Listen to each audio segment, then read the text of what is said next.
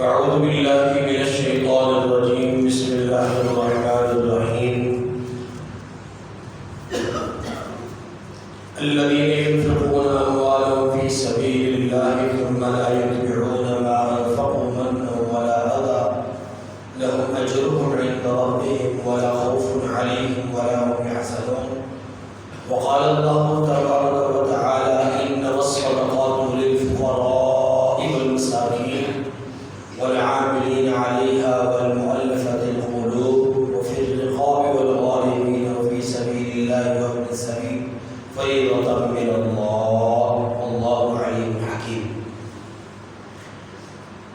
آمنت بالله صدق الله العظيم وبلغنا رسوله النبي الكريم ونحن على ذلك لمن الشاهدين والشاكرين والحمد لله رب العالمين. رب اشرح لي صدري ويسر لي أمري واحلل عقدة من لساني يفقهوا قولي. رب زدني علما رب زدني علما رب زدني علما. سبحانك لا علم لنا إلا ما علمتنا إنك أنت العليم الحكيم. يا رب صل وسلم دائما أبدا على حبيبك خير الخلق كلهم.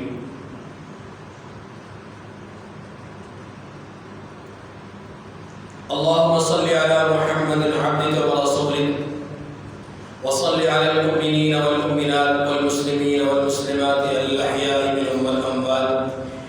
انتہائی محترم بزرگوں، بھائیوں، دوستوں، ساتھیوں، آج کے اس پروقار اجتماع جمعہ میں ہمارا عنوان اور موضوع ہوگا زکوٰۃ.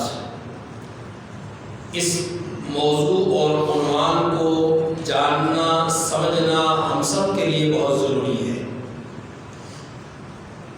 رمضان المبارک کی آمد ہے اور آپ جانتے ہیں کہ رمضان المبارک کی جیسے جیسے آمد قریب ہوتی ہے مسلمان ذہنی طور پر، ایمانی اور عملی طور پر اپنے اندر ایک خوشگوار تبدیلی محسوس کرتا ہے. احساسات اور جذبات کے اندر ایک فراخی محسوس کرتا ہے اور معاشرے میں بھی ہم دیکھتے ہیں کہ لوگ رمضان مبارک کی آمد جو قریب آتی جاتی ہے تو معاشرے میں جو درد دل رکھنے والے لوگ ہوتے ہیں وہ معاشرے کے اندر امن و امان، امداد باہمی، اخوت و بھائی چارہ، غم خواری کی فضا کو قائم کرنے کی کوشش کرتے ہیں. لہذا ہمیں اس موضوع کو انتخاب کرنے کی ضرورت اس لیے بھی پڑی کہ ہم دیکھتے ہیں کہ بہت سارے لوگ رمضان مبارک میں اپنے اموال کی زکوٰۃ ادا کرتے ہیں. اگرچہ زکوٰۃ کو براہ راست رمضان کے ساتھ کوئی تعلق نہیں ہے. کیا مطلب؟ یعنی یہ لازم نہیں ہے کہ زکوٰۃ رمضان میں ہی ادا کی جائے گی، لیکن معاشرے کے افراد اور لوگ فضائل کو مد نظر رکھتے ہوئے رمضان مبارک میں زیادہ ثواب ملنے کی امید اور توقع کو مد نظر رکھتے ہوئے رمضان مبارک میں زکوٰۃ کی ادائیگی کا اہتمام کرتے ہیں. تو یہاں زکوٰۃ کے حوالے سے چند معلومات عرض کرنا چاہتا ہوں. سب سے پہلی بات، زکوٰۃ کا معنی، اس کا لغوی معنی ہے پاک کرنا. آپ کی توجہ چاہوں گا، موضوع تھوڑا خشک ہے لیکن ضروری ہے. زکوٰۃ کا لغوی معنی کیا ہے؟ پاک کرنا. اور اصطلاحی معنی یہ ہے کہ مخصوص وقت میں مخصوص مال میں سے متعین مقدار کے اندر خرچ کرنا، یعنی کہ جو زکوٰۃ ادا ہوتی ہے وہ ایک مخصوص زمانے کے بعد ادا ہوتی ہے، اس کو 1 سال کہتے ہیں۔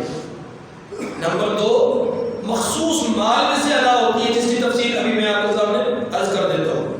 اور نمبر 3، متعین مقدار ہوتی ہے کہ کل مال کا 40واں حصہ، فیصدی اعتبار سے 2.5%، یہ مال میں سے ادا کرنا ہوتا ہے۔ تو مخصوص مال میں سے مخصوص افراد کے لیے مخصوص وقت میں متعین مقدار کے اندر مال کو خرچ کرنا یہ زکوٰۃ کہلاتا ہے۔ کیا کہلاتا ہے؟ زکوٰۃ کے حوالے سے یہ بات ذہن نشین فرما لیں کہ اللہ تعالیٰ نے اس کو جو فرض کیا ہے اس کی بہت ساری وجوہات ہیں، ان میں سے چند ایک بطور تمہید آپ کے سامنے عرض کر دیتا ہوں۔ زکوٰۃ کی فرضیت کا مقصد انسان کا چونکہ تعلق مال سے ہوتا ہے، اور بسا اوقات یہ تعلق اتنا مضبوط ہو جاتا ہے کہ انسان حریص بن جاتا ہے، لالچی ہو جاتا ہے، اور سخاوت کے بہت بڑے وصف کو ترک کر کے بخل اور کنجوسی کا مظاہرہ کرتا ہے، یا پھر ناجائز اور غلط مقامات پر خرچ کر کے تبذیر اور فضول خرچ بن جاتا ہے، جس کے نتیجے میں وہ شیطان کا بھائی کہلاتا ہے۔ تو اللہ تعالیٰ نے زکوٰۃ اور صدقات کے احکامات نازل کر کے فطرانے کی صورت میں، قربانی کی صورت میں، زکوٰۃ کی صورت میں، عشر کی صورت میں، یہ احکامات نازل کر کے مال کی محبت کو ختم کیا ہے یا کم کیا ہے، حرص اور لالچ کو ختم کیا ہے یا کم کیا ہے، بخل اور کنجوسی کے مادے کو ختم کیا ہے یا کم کیا ہے۔ اسی طریقے سے انسان کے اندر جو قساوت قلبی پیدا ہوتی ہے، مال کی طرف کثرت سے رغبت کرنے کے نتیجے میں، اس قساوت قلبی یعنی دل کی سختی کو تھوڑا نرمی سے بدلنے کے لیے صدقات، زکوٰۃ، عشر وغیرہ کو فرض کیا ہے، لازم کیا ہے۔ اب تیسرے نمبر پر ہم زکوٰۃ کے حوالے سے فضائل اور اس کے ادا نہ کرنے کے نتیجے میں جو وعیدات ہیں ان کو جاننے کی کوشش کرتے ہیں۔ پہلی بات، زکوٰۃ کی ادائیگی پر جو انعامات اللہ کی طرف سے ملتے ہیں اس کو جاننے اور سمجھنے کے لیے ایک بات یہ سمجھ لیجئے کہ زکوٰۃ اللہ تبارک و تعالیٰ کے احکامات میں سے ایک حکم ہے، اور بندے کی بندگی کا تقاضا یہ ہے، بندے پر اس کی بندگی کا تقاضا یہ ہے کہ وہ حکم کی بجا آوری کرے، حکم کو پورا کرے۔ انعام ملتا ہے یا نہیں ملتا، حوصلہ افزائی ہوتی ہے یا نہیں ہوتی، شاباشی ملتی ہے یا نہیں ملتی، اس کا کام ہے حکم کو پورا کرنا۔ اس کا کام کیا ہے؟ حکم کو پورا کرنا۔ یہ تو ہے اصل بات، لیکن اللہ کا فضل ہے، اس کا کرم ہے، اس کی سخاوت ہے کہ وہ اپنے حکم کی بجا آوری کرنے والے کو شاباشی بھی دیتے ہیں، حوصلہ افزائی بھی کرتے ہیں، اور ساتھ ساتھ دنیاوی اور اخروی اعتبار سے انعامات سے بھی نوازتے ہیں۔ یہ اللہ کا فضل ہے، ورنہ انسان اپنے اعمال کی بنیاد پر ان انعامات کا مستحق نہیں ہے۔ جو انعامات اللہ عطا فرماتے ہیں وہ انعامات، ان کا استحقاق انسان کے پاس نہیں۔ انسان تو اللہ کے حکم کی پابندی کرنے والا بندہ ہے، اس کا کام ہے بندگی کرنا۔ رب کی مرضی ہے دے نہ دے، قبول کرے نہ کرے، مرضی ہے راندہ درگاہ بنا دے، مرضی ہے محبوب بنا دے، اس کی مرضی ہے۔ ہمارا کام کیا ہے؟ حکم کی تعمیل کرنا۔ لیکن پھر بھی وہ انعامات دیتے ہیں تو یہ ان کا کرم ہے۔ تو جو انعامات زکوٰۃ کی ادائیگی پر ملتے ہیں وہ اللہ کے رسول صلی اللہ علیہ وسلم نے کچھ یوں بیان فرمائے ہیں کہ زکوٰۃ کی ادائیگی سے مال بڑھتا ہے۔ یہ بھی فرمایا کہ مال کے اندر جو زکوٰۃ کی ادائیگی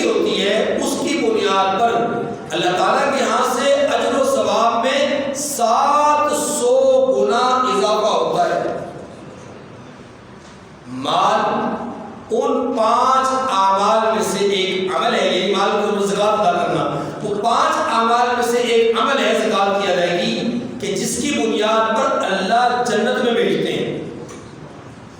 زکات ادا کرنے والے کا اجر ہمیشہ باقی رہتا ہے۔ زکات ادا کرنے والا اللہ کی رحمت کا مستحق بنتا ہے۔ یہ ایک جملہ میں احادیث مبارکہ سے خلاصہ بیان کر رہا ہوں۔ زکات کی ادائیگی کرنے والا آدمی قبر میں عذاب سے محفوظ ہوگا، قبر میں عذاب سے محفوظ ہوگا۔ ایسے ہی زکات کی ادائیگی کرنے والا اللہ کا محبوب ہوتا ہے۔ زکات کی ادائیگی کرنے والے اپنے مال میں برکات کو محسوس کرتا ہے۔ یہ سارے جملے ہیں جو میں نے احادیث مبارکہ سے خلاصۃ ذکر کیے۔ مال کی زکات ادا نہ کرنے والے لوگوں کے حوالے سے رحمت کائنات صلی اللہ علیہ وسلم نے بھی اور قرآن مجید نے بھی بہت سخت وعیدات ارشاد فرمائی ہیں۔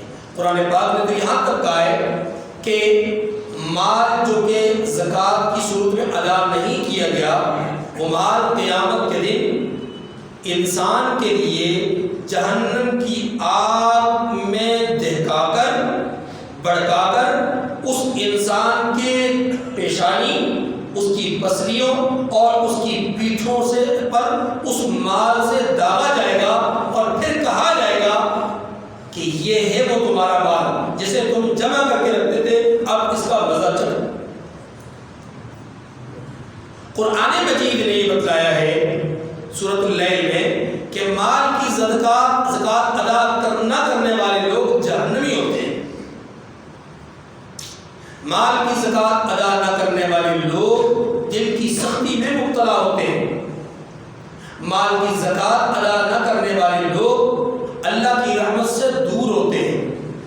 فرمایا رحمت کائنات صلی اللہ علیہ وسلم نے کہ جو قوم اپنے اموال سے زکات دینا بند کر دے وہاں پر اللہ بارش کے روک دیتے ہیں۔ حالات دیکھ لو۔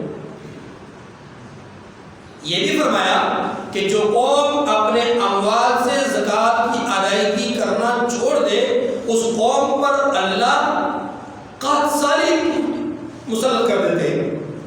جو لوگ زکات ادا نہیں کرتے قیامت کے دن اللہ تبارک و تعالی ان پر ان کے اس مال کو ایک سانپ کی شکل میں مسلط کرے گا، اور وہ سانپ ایسا ہوگا کہ انتہا درجے کا زہریلا اور اس کا سر بالکل بالوں سے خالی، اور وہ انسان کے اوپر گردن میں توق بنا کر کے ڈالا جائے گا، اور وہ سانپ اس کے دونوں جبڑوں سے اسے پکڑے گا اور پکڑ کر کے کہے گا میں ہوں تیرا مال، میں ہوں تیرا خزانہ جسے تو جمع کیا کرتا تھا، اب تک مزہ اس کا۔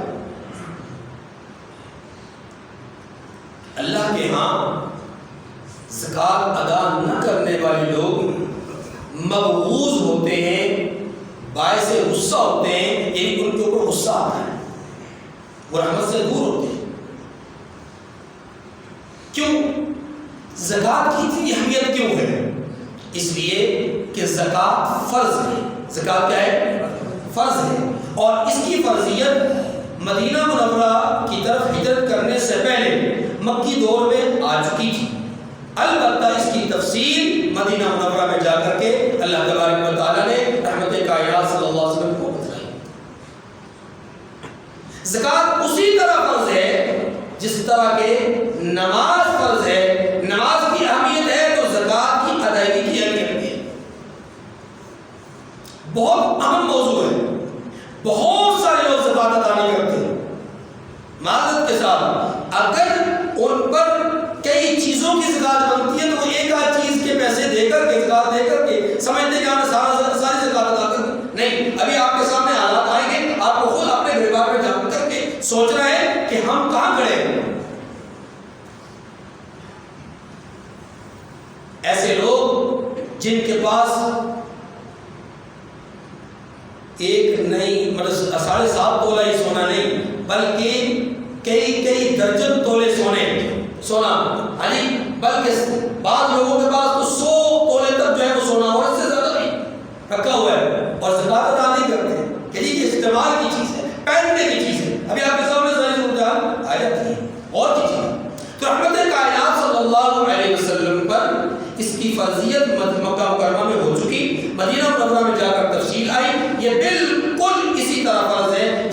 کہ نماز فرض ہے. فرق ضرور ہے اس بات کا کہ ہر ایک پر نہیں ہے، وہ تفصیل بھی آپ کے سامنے آ جاتی ہے، لیکن جس پر زکوٰۃ فرض ہوگی اس پر ویسی ہی فرض ہے جیسا کہ زکوٰۃ کا منکر کافر ہے. زکوٰۃ کا منکر کیا ہے؟ کیوں کافر ہے؟ اس لیے کہ یہ فرض ہے. اور یاد رکھیے جو چیز فرض ہوتی ہے، جو حکم فرض کے درجے میں ہوتا ہے، اس کا انکار کفر ہوتا ہے. اور حیران کن بات یہ ہے کہ سیدنا صدیق اکبر رضی اللہ تعالی عنہ نے جو علم جہاد بلند کیا تھا، تلوار اٹھائی تھی جن لوگوں کے خلاف، ان میں ایک تو وہ لوگ تھے جو مسیلمہ کذاب کو نبی مانتے تھے، ایک قسم کے وہ لوگ تھے کہ جنہوں نے زکوٰۃ کے حوالے سے اللہ کے حکم کو پس و پیش کیا تھا. اور یہاں حیرانگی کی بات یہ ہے کہ ان لوگوں نے زکوٰۃ سے انکار نہیں کیا تھا. اس کو ذرا غور سے سنیے گا. ان لوگوں نے زکوٰۃ سے انکار نہیں کیا تھا، بلکہ زکوٰۃ بیت المال میں جمع کرنے سے روکا تھا کہ ہم بیت المال میں جمع نہیں کریں گے، خود ہی اس کا جو ہے وہ مصرف ڈھونڈیں گے اور خود ہی ادا کریں گے.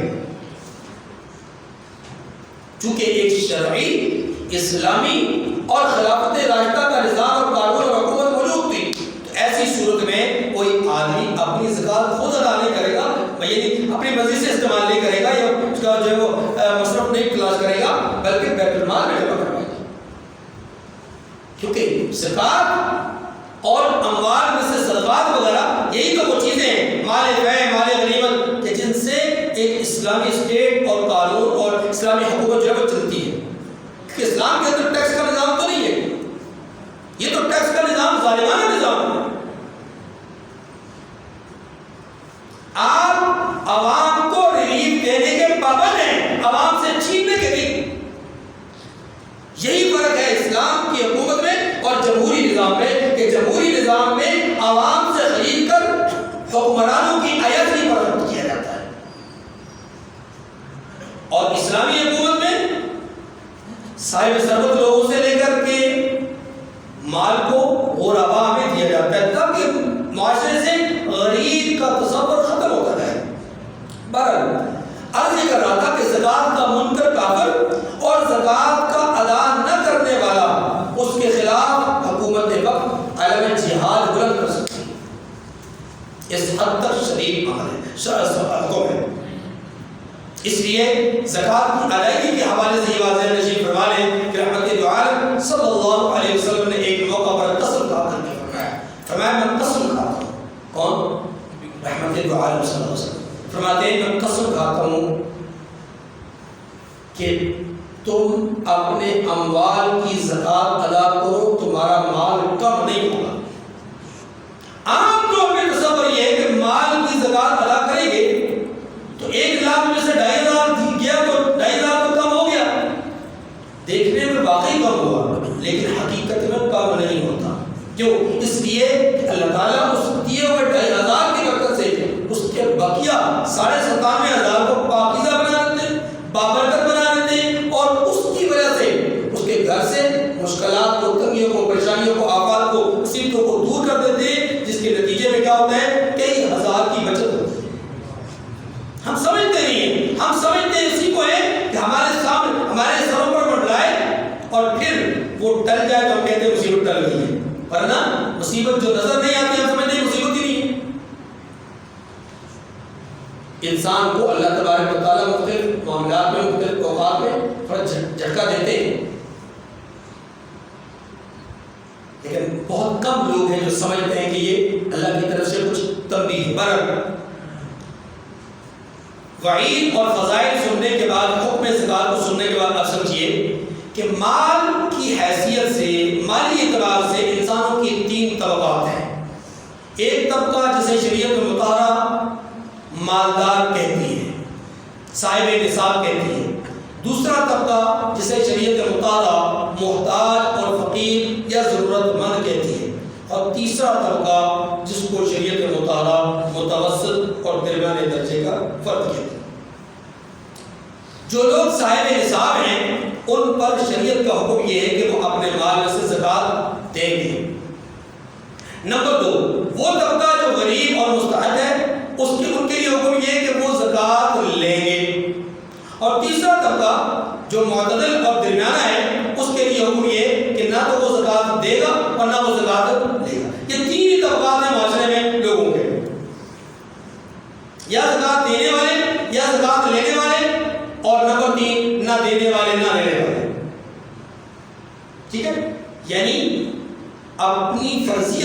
اعتبار سے بات کر رہا ہوں، ورنہ معاشرے میں دو ہی لوگ ہیں، یا لینے والے ہیں یا دینے والے ہیں، ورنہ دو یا تو زکوٰۃ کن لوگوں پر فرض ہوگی آپ اس کو سمجھ لیجیے.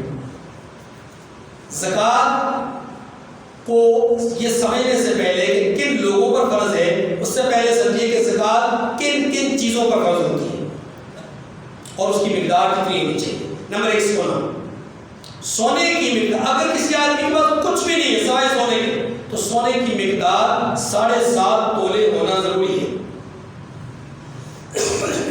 7.5 تولے سونا جس کے پاس ہوگا، خواہ وہ مذکر ہو یا مؤنث، مرد ہو یا عورت، اس انسان پر زکوٰۃ فرض ہوگی.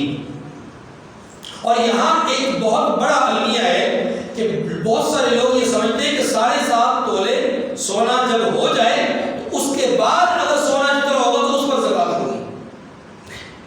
یہ مطلب نہیں ہے.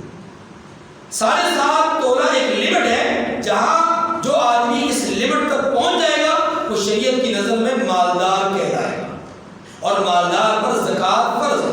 مالدار پر زکوٰۃ. اور جن لوگوں کے گھروں میں، جن کی بیویوں کے بعد، جن کی بہوؤں کے بعد، جن کی بن بیاہی بیٹیوں کے پاس کئی تولے سونا پڑا ہوا ہے اور وہ زکوٰۃ ادا نہیں کرتے، وجدات سامنے وہ پسند کرتے ہیں کہ ان کے لیے قبر میں جو ہے وہ عذاب ہو، پسند کرتے ہیں کہ ان کے گلے میں جو ہے وہ سانپ، زہریلا سانپ جو ہے وہ آ کر ٹوپ بن کر کے آئے، اور وہ پسند کرتے ہیں.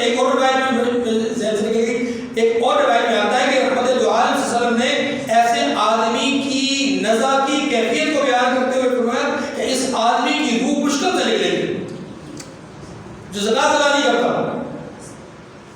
ہم میں سے بہت سارے لوگوں کے گھروں میں سونا ہے. میں ابھی ایک چیز کو ذکر کرتا ہوں. سونا ایک ایسی چیز ہے جس میں بہت سارے لوگ ان پر زکوٰۃ بنتی ہے اور وہ زکوٰۃ ادا نہیں کرتے. اور آپ اپنے تنہائی میں، اپنی گریبان میں جا کر دیکھیں ہمارے پاس کیا حالات ہے. جو سونا آپ کی بیوی کا ہے وہ اس کی ملکیت میں ہے، جو آپ نے اس کو پہننے کے لیے دیا وہ اس کو مالک نہیں بنایا، وہ آپ کی ملکیت ہے، اس کی زکوٰۃ آپ پر ہوگی. اگر آپ نے اس کو مالک بنا دیا تو وہ مالک ہے، اس کی زکوٰۃ اس پر ہوگی. جو سونا آپ نے بیٹی کے نام پر رکھا ہوا ہے، مالک بنا دیا تو بیٹی اس کی مالکہ ہے، اس کی زکوٰۃ اس پر ہوگی، چاہے اس کی شادی ہوئی ہے یا نہیں ہوئی. اگر وہ بالغ ہے تو اس پر زکوٰۃ ہوگی. المیہ ہے. لوگوں کے گھروں میں کتنا سونا پڑا ہوتا ہے اور غربا کو ان کا حق چھین رہے ہوتے ہیں. اسی لیے تو بے برکتی ہے، اسی لیے تو گھروں میں لڑائیاں ہیں، جھگڑے، اختلاف اور جو انتشار اور اختلاف ہیں. بہرحال تو پہلی بات یہ ہے کہ سونا ہو 7.5 تولہ تک پہنچے تو صاحب حیثیت. نمبر 2 چاندی ہو صرف تو 52.5 تولے چاندی ہو تو صاحب حیثیت. نمبر 3 نقدی ہے، نہ سونا ہے نہ چاندی ہے، نقدی پیسہ ہے. اور نقدی سے مراد یاد رکھیے کسی بھی ملک کی کرنسی ہو وہ نقدی میں آتی ہے. ٹھیک ہے. اگر کسی کے پاس اتنی نقدی موجود ہے اس سے 52.5 تولے چاندی خرید سکتا ہے. جس ملک میں رہتا ہے، جس علاقے میں رہتا ہے، اس علاقے کے اندر 52.5 تولے چاندی اس رقم سے خرید سکتا ہے تو یہ آدمی بھی صاحب نصاب ہے.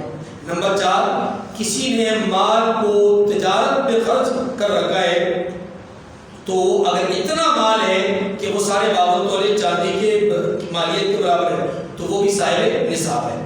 اب یہ بات سمجھ لیجیے کہ سونا کسی بھی شکل میں ہو، خواہ وہ زیور کی شکل میں ہو، خواہ وہ ٹکڑی کی شکل میں ہو، خواہ وہ مطلب کسی کے پاس اینٹ پڑی ہوئی ہے، کسی کے پاس وہ برتن پڑے ہوئے ہیں یا کچھ بھی چیزیں، وہ تمام چیزیں اس کے اندر شامل ہیں. چاندی بھی اسی طرح ہے. نقدی میں نے عرض کیا کہ ہر ملک کی کرنسی اس کے اندر شامل ہے. مال تجارت کو سمجھ لیجیے. مال تجارت کا مطلب کیا ہے؟ بہت سارے لوگ اس میں بھی غلطی کرتے ہیں. مال تجارت کا مطلب یہ ہے کہ ہر وہ مال، ہر وہ چیز، ہر وہ شے کہ جسے ہم نے خریدتے وقت نیت کی اسے میں بیچوں گا، نفع کماؤں. بات سمجھ؟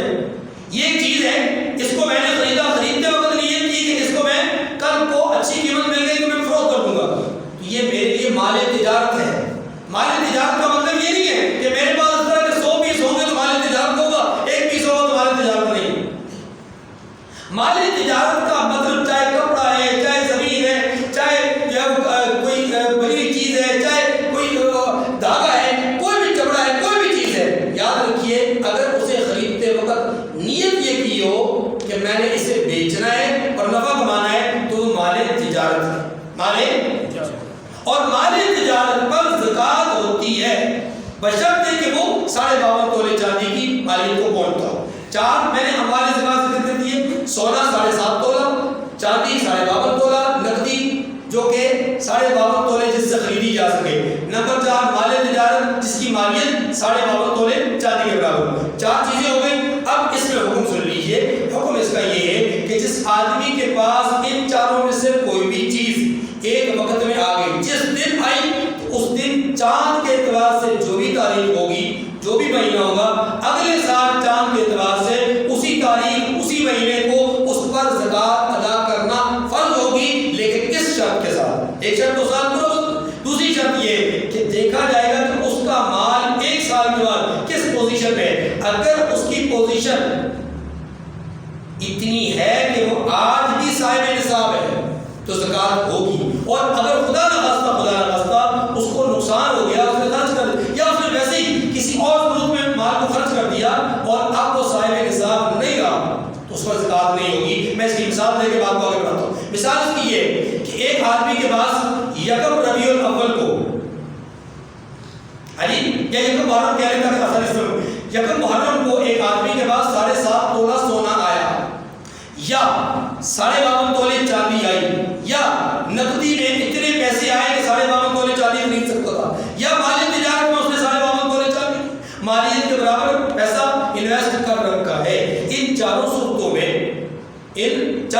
میں اگر اس نے، ہم نے دیکھا کہ 52.5 اس کے اوپر جو ہے وہ ایک سال گزر گیا، اب ایک سال کب پورا ہوگا؟ اگلے سال ماہ ذی الحج کی آخری تاریخ کو سال پورا ہو جائے گا، تو ہم نے یکم محرم کو، اگلے سال یکم محرم کو اس کا حساب لگانا ہے۔ کیا حساب لگانا ہے؟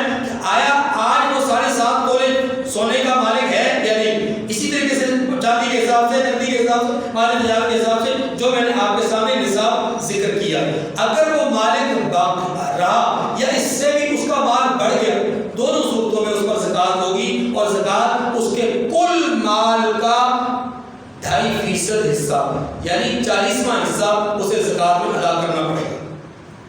اور اگر سال گزرنے کے بعد اس کے پاس سونا ہی تھا اور وہ سونا 7.5 کے بجائے اب 7 تولے لے گیا، اس نے آدھا تولہ کسی ضرورت کی وجہ سے خرچ کر دیا اور اب اس کے پاس 7.5 تولہ سونا باقی نہیں رہا، حتیٰ کہ 7.5 تولہ میں سے چند ماشے بھی کم ہو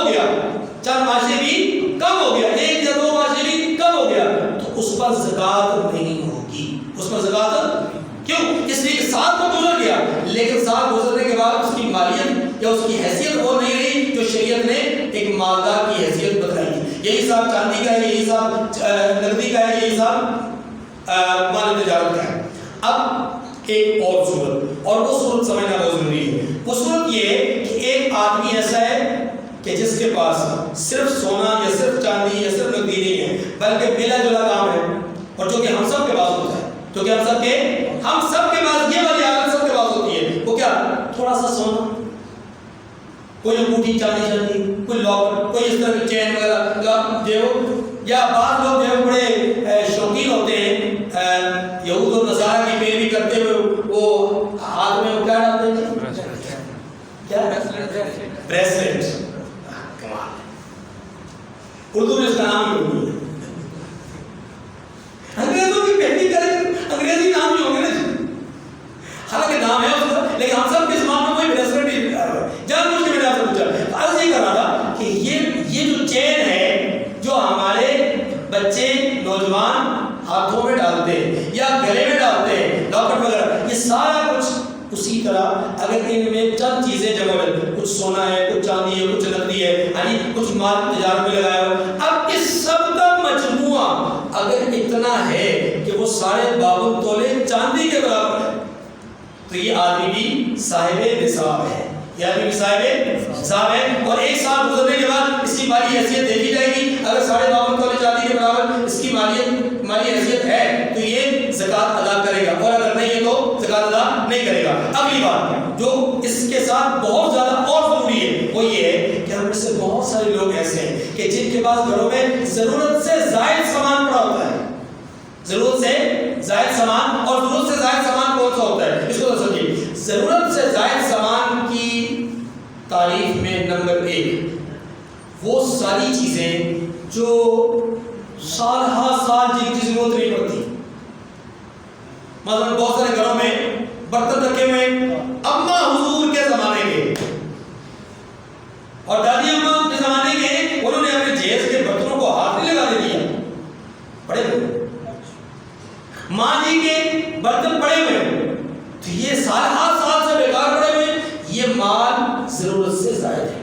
یہ مال ضرورت سے ایسے بہت سارے گھروں میں پردے رکھے ہوتے ہیں، ہری بیڈ شیٹیں رکھی ہوتی ہیں، صوفوں کے اوپر ڈالنے والے جو ہے وہ کور وغیرہ رکھے ہوتے ہیں. یہ ساری چیزیں ایک دفعہ استعمال کرتے ہیں، اس کے بعد چھوڑ دیتے ہیں، الماریوں کی نظر ہو جاتی ہیں اور وہ کئی سال تک استعمال نہیں ہوتے. وہ ضرورت سے زائد ہے، وہ ضرورت سے زائد ہے. ایسے ہی اور جتنی بھی چیزیں ہر آدمی اپنے گھر میں دیکھ لے. میں نے عرض کیا لفظ کو یاد رکھیے گا، جو سامان گھر میں، دفتر میں، فیکٹری میں، ادارے میں ضرورت سے زائد ہو، اور ضرورت سے زائد کا مطلب یہ کہ جس کی ضرورت سال تک نہ پڑتی ہو، وہ ضرورت سے زائد ہے. نمبر 2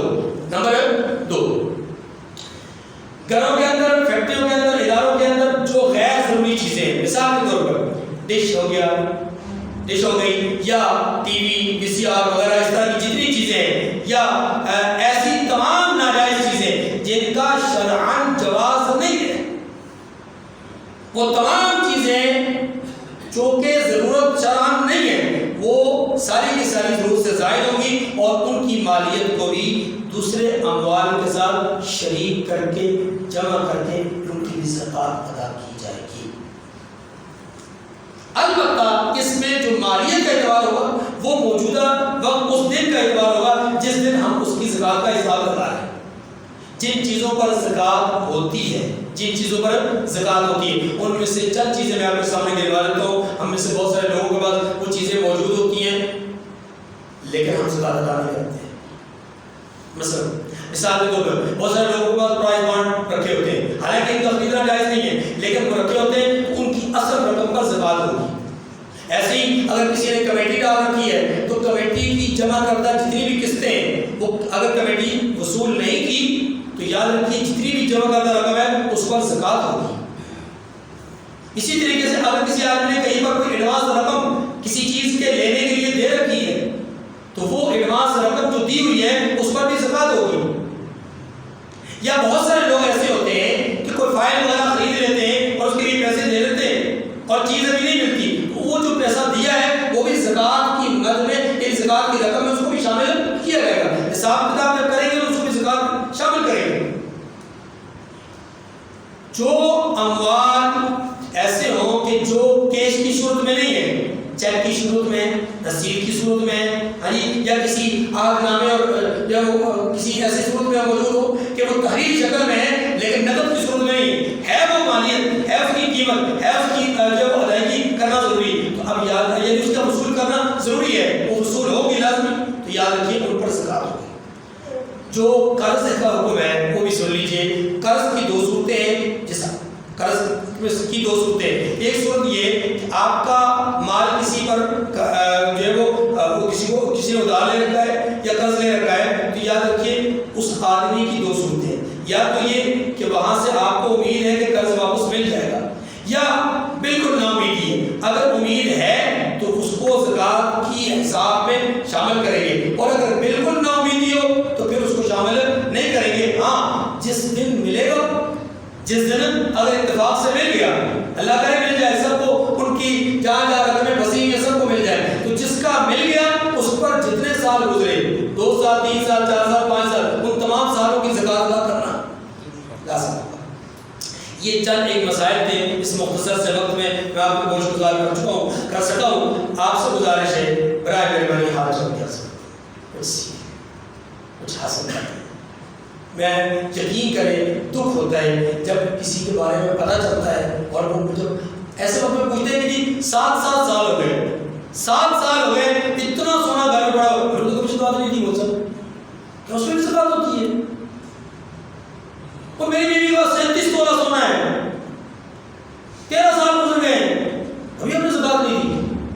تو 13 سال سے آپ علماء کا حق گھر میں کھا رہے ہیں،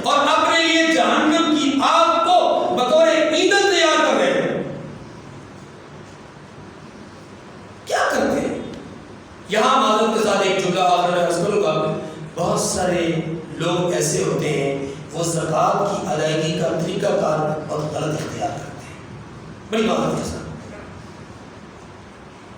وہ کیا طریقہ کار ہوتا ہے؟ ہم اپنی دکانوں کے باہر، دفتروں کے باہر، فیکٹریوں کے باہر، گھروں کے باہر لوگوں کی لائنیں لگوانا اپنے لیے باعث عزت سمجھتے ہیں۔ یاد رکھیے زکوٰۃ دینا آپ کا کمال نہیں ہے، خدا کی قسم کر کے کہہ رہا ہوں، زکوٰۃ دینا آپ کا کمال نہیں ہے، یہ تو اللہ کی عطا ہے جو اس نے آپ کو اس قابل بنایا ہے، ورنہ یاد رکھیں اللہ کی لاٹھی بے آواز ہے۔ آج آپ اس قابل ہیں تو ممکن ہے کہ اگلے سال اللہ آپ کو ذلت کی عطا گرائیوں میں گرا کر کے اتنا جو ہے وہ کمزور بنا دے کہ آپ لوگوں کے سامنے 10 سوال کرا سکیں۔ آپ زکوٰۃ کی ادائیگی کو اپنا کمال نہ سمجھیں اور اس کے لیے اپنے گھر کے باہر، اپنے فیکٹری کے باہر، اپنے دفتر کے باہر لوگوں کی لائنیں نہ لگائیں، لوگوں کی عزت کو مجروح نہ کریں۔ عزت نفس بہت بڑی چیز ہے، جیسے ایک مالدار بھی ہوتی ہے ویسے غریب بھی ہوتی ہے۔ آپ غربا کو تلاش کریں، ڈھونڈیں اور ڈھونڈ کر اس کے گھر پہ پہنچائیں، یہ اصل آپ کی ہے، آپ اس کے گھر پہ پہنچائیں۔ نہیں جانتے تو کسی اچھے آدمی سے، کسی نیک آدمی سے پوچھیں کہ آپ کی نظر میں کوئی ایسا غریب اور ضرورت مند آدمی تو نہیں، یا مدارس والے آتے ہیں ان کے ساتھ تعاون کریں، رائے خدا میں پڑھنے والے بچوں کے ساتھ تعاون کریں۔ یہ طریقہ کار بالکل غلط ہے کہ آپ اپنے فیکٹریوں اور گھروں کے باہر اور دفتروں کے باہر جو ہے لوگوں کی لائن لگوائیں اور کوئی تھیلا جو ہے وہ آٹے کا پکڑائیں اور صبح سے لے کر شام تک وہ لائن میں لگے ہوئے اور پھر آپ شام کو جا کر کے آدھوں کو دیں آدھوں کو کہیں بات یہ انسلٹ ہے، لوگوں کی انسلٹ نہ کریں ورنہ کہیں ایسا نہ ہو کہ من ضحکا اس ایک کلی اور ضابطے کو مد نظر رکھتے ہوئے ہو سکتا ہے آج جو سلوک آپ کر رہے ہیں عین ممکن ہے اللہ تبارک و تعالیٰ کل کو آپ کو اس حالت میں پہنچا دے آپ کے ساتھ بھی یہی سلوک۔ اس لیے درد بردانہ دل ہے، لوگوں کی عزتوں کا خیال کریں، لوگوں کے ناموس کا خیال کریں، لوگوں کے تقدس کا خیال کریں، لوگوں کی عزت نفس کو مجروح نہ کریں۔ ہاں جی ان کی جو اسے کہتے ہیں سفید پوشی کو برسر بازار نہ نیلام کریں۔ بہت سارے لوگ سفید پوش ہوتے ہیں، آپ کی لائن میں وہ نہیں لگتے، حالانکہ اصل میں مستحق ہوتے ہیں۔ آپ کی لائن میں لگنے والے اکثر بیشتر وہ لوگ ہوتے ہیں جو ہمیشہ کے بیکاری ہوتے ہیں، اور آپ سمجھتے ہیں زکوٰۃ ادا کر رہے ہیں، آپ کی زکوٰۃ بھی ادا نہیں ہوتی، لوگوں کی عزتیں بھی مجروح ہوتی ہیں۔ وآخر دعوانا